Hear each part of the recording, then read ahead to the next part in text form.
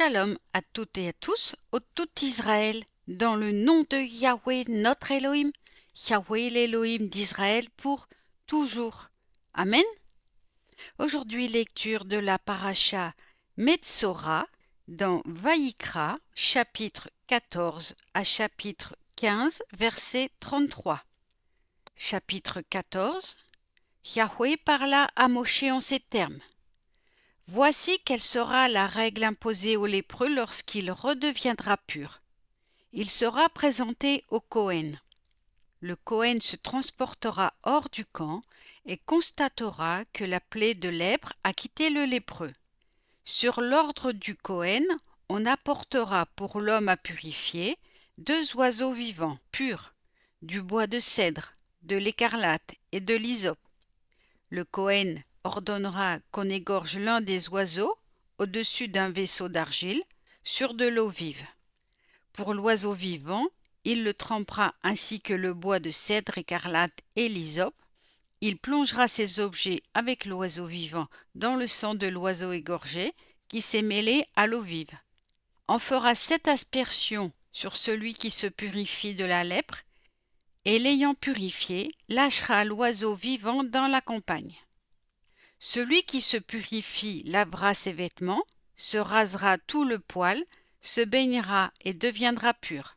Il pourra alors rentrer dans le camp, mais il restera 7 jours hors de sa tente. Puis, le 7e jour, il se rasera tout le poil, sa chevelure, sa barbe, ses sourcils, tout son poil. Il lavera ses vêtements, baignera son corps dans l'eau et deviendra pur.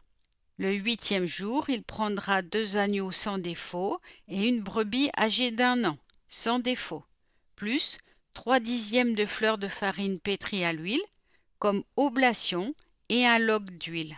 Le Kohen purificateur présentera l'homme qui se purifie, ainsi que ses objets, devant l'Adonai à l'entrée de la tente d'assignation.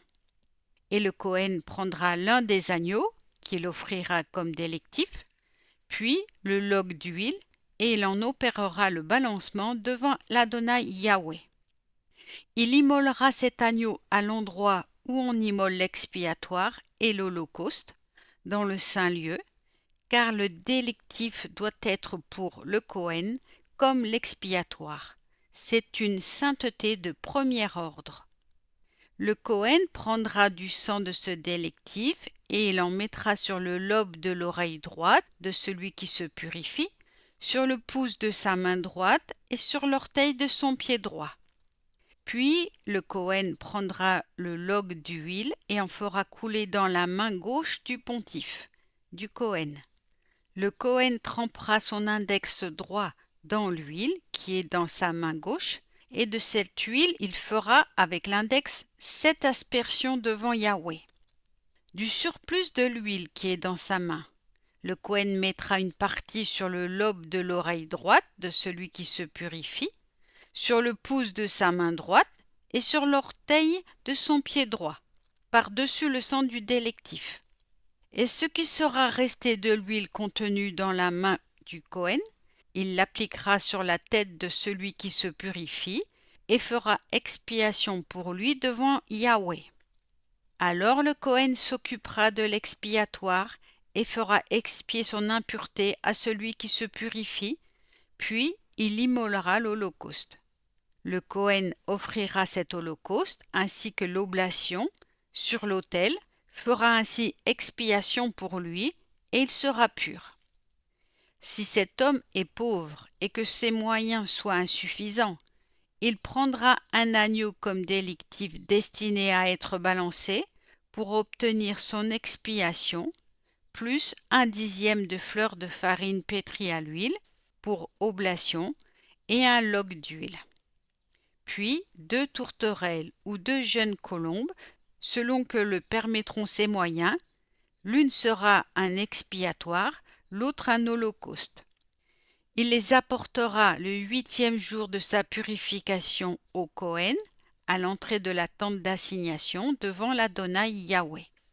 Le Kohen prendra l'agneau délectif et le log d'huile et en opérera le balancement devant Yahweh. Après avoir immolé l'agneau délectif, le Cohen prendra du sang de la victime et l'appliquera sur le lobe de l'oreille droite de celui qui se purifie, sur le pouce de sa main droite et sur l'orteil de son pied droit. Puis le Cohen versera une partie de l'huile dans la main gauche du Cohen, fera avec l'index droit de cette huile qui est dans sa main gauche 7 aspersions devant Yahweh et prendra un peu d'huile contenue dans sa main sur le lobe de l'oreille droite de celui qui se purifie, sur le pouce de sa main droite et sur l'orteil de son pied droit, au même endroit que le sang du délectif. Quant au restant de l'huile qui est dans la main du Cohen, il l'appliquera sur la tête de celui qui se purifie, pour lui obtenir expiation devant Yahweh.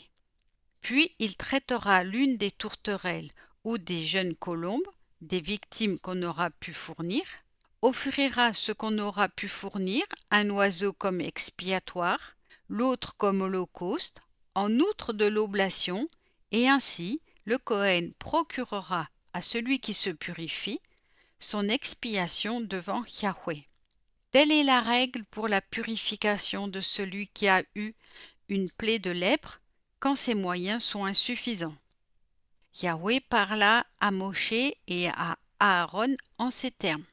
Quand vous serez arrivés au pays de Canaan, dont je vous donne la possession, et que je ferai naître une altération lépreuse dans une maison du pays que vous posséderez, celui à qui sera la maison ira le déclarer au Cohen en disant « J'ai observé quelque altération à ma maison ».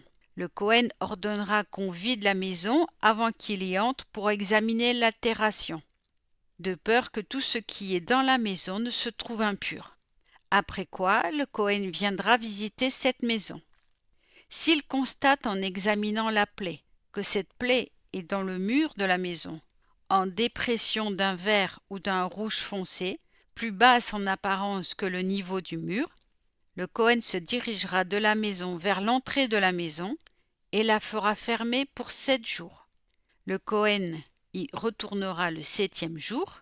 S'il observe que la plaie a grandi sur les murs de la maison, il ordonnera qu'on détache les pierres atteintes par la plaie et qu'on les jette hors de la ville dans un lieu impur. Puis il fera gratter la maison intérieurement autour de la plaie et l'on jettera la poussière qu'on aura raclée hors de la ville dans un lieu impur. On prendra d'autres pierres que l'on posera à la place des premières, on prendra d'autres mortiers et l'on recrépira la maison. Et si la plaie recommence à se développer dans la maison après que l'on a gratté et recrépi la maison, le Cohen viendra et constatera que la plaie s'est accrue dans cette maison. C'est une lèpre corrosive qui règne dans cette maison, elle est impure. On démolira la maison, les pierres, la charpente et tout l'enduit de la maison, qu'on transportera hors de la ville dans un lieu impur. Celui qui entrera dans la maison tout le temps qu'on la déclarera close sera souillé jusqu'au soir. Celui qui couchera dans cette maison lavera ses vêtements et celui qui y mangera doit les laver de même. Mais si le Cohen, lorsqu'il vient, observe que la plaie n'a pas fait de progrès dans la maison après que celle-ci a été recrépie, le Cohen déclarera cette maison pure, car la plaie est guérie. Il prendra pour purifier la maison 2 oiseaux, ainsi que du bois de cèdre, de l'écarlate et de l'hysope. Il égorgera l'un des oiseaux au-dessus d'un vase d'argile sur de l'eau vive. Prendra le bois de cèdre, d'hysope et d'écarlate avec l'oiseau vivant, les trempera dans le sang de l'oiseau égorgé et dans l'eau vive, et en aspergera la maison 7 fois. Il purifiera ainsi la maison par le sang de l'oiseau, par l'eau vive, par l'oiseau vivant, le bois de cèdre, l'hysope et l'écarlate. Il lâchera l'oiseau vivant hors de la ville, dans la campagne, et fera ainsi propitiation pour la maison, qui deviendra pure. Telle est l'instruction relative à toute affection de lèpre et à la teigne, à la lèpre des étoffes, à celle des maisons, à la tumeur, à la dartre et à la tache, pour enseigner l'époque où l'on est impur et celle où l'on est pur. Telle est la règle de la lèpre. Amen.